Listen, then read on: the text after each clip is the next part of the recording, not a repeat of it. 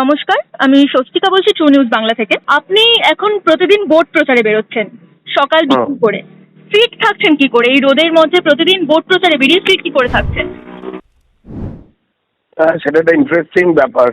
সেটা হচ্ছে আমার যেটা মনে হয় যে একটু যা গরম, তাতে শুধু আমি নয়, আমাদের সঙ্গে যত আমাদের দলের সহযোদ্ধারা রয়েছেন প্রত্যেকেই সেই পরিশ্রমটা করছে এবং সবাইকে ফিট থাকতে হচ্ছে।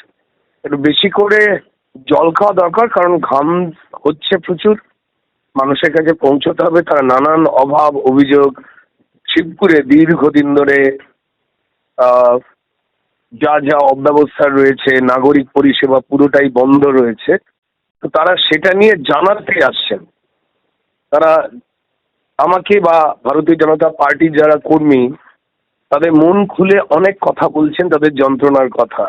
রাস্তা, ড্রেন, পাঁক, ভ্যাটের ময়লা, মশা, মাছি, ডেঙ্গি, ম্যালেরিয়া, হেলথ সেন্টার বন্ধ, এখানের কাজই হয় না প্রায়।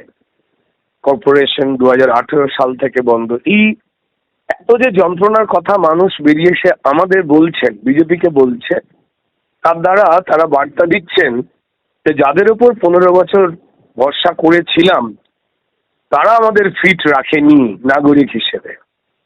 আর যারা নাগরিককে আনফিট রেখেছে, তাদের দিয়ে ডায়াগনোসিস করাতে চাইছেন না মানুষ। তো তাই শিবপুরে বিজেপির প্রার্থী হিসেবে আমি আমার নিজের হোমল্যান্ড, আমার নিজের মাটি, নিজের স্কুলিং, নিজের বড় হওয়া, নিজের ছাত্র রাজনীতি, নাট্যচর্চা, এই জায়গাতে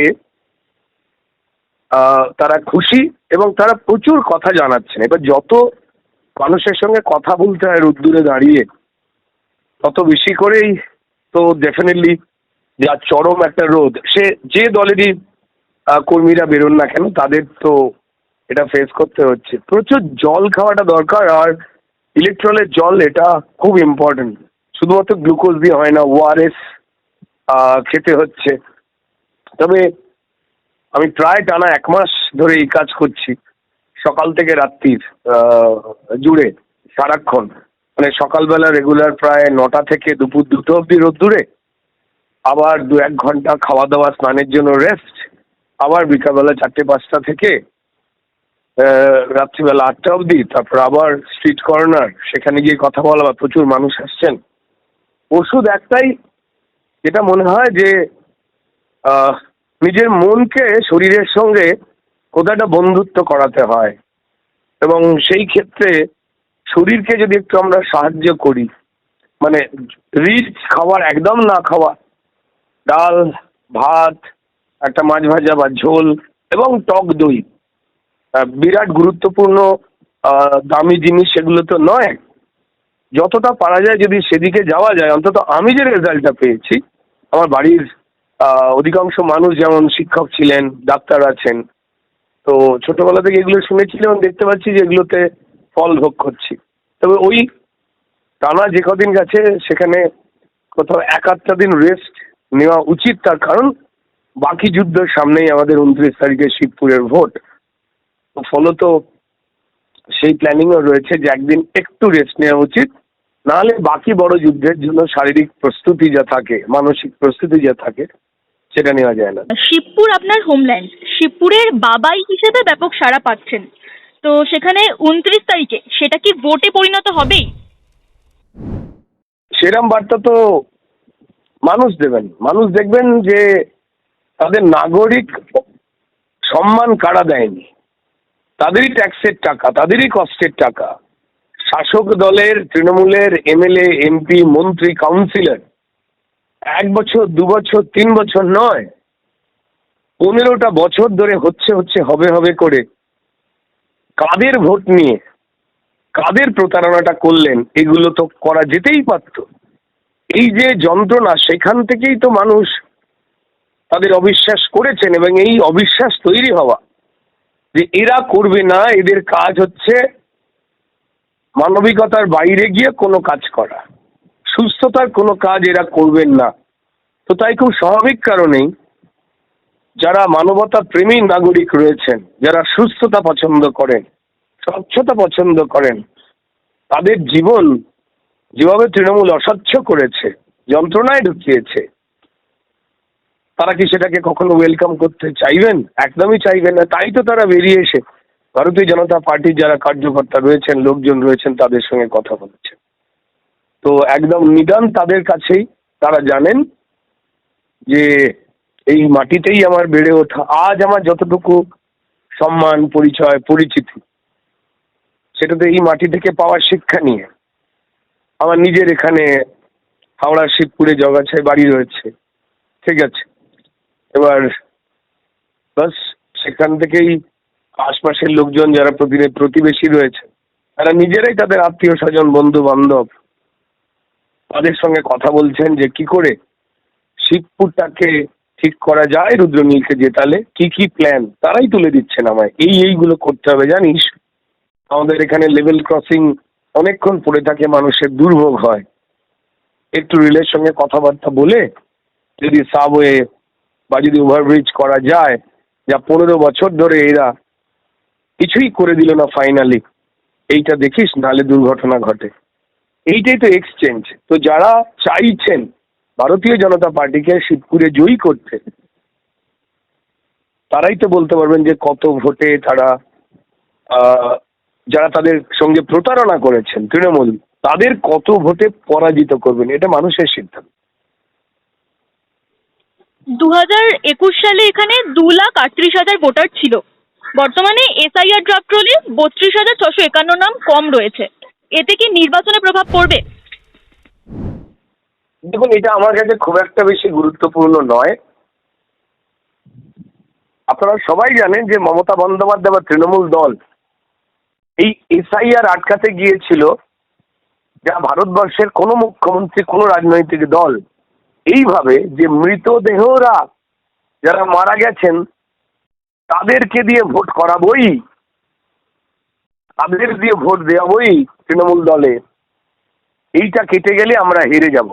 এরকম খুব স্বাভাবিক কারণেই যারা প্রত্যেক নিয়ত চাকরি চুরি করেছে, পরিযায়ী শ্রমিক বানিয়েছে, ছেলে মেয়েদের হাত থেকে কাজ কেড়ে নিয়েছে, 8,000 স্কুল বন্ধ করেছে, নারী নিরাপত্তা নিয়ে মুখ্যমন্ত্রী বলছেন বারবার যে মহিলারা 8টার পর বেরোবেন না।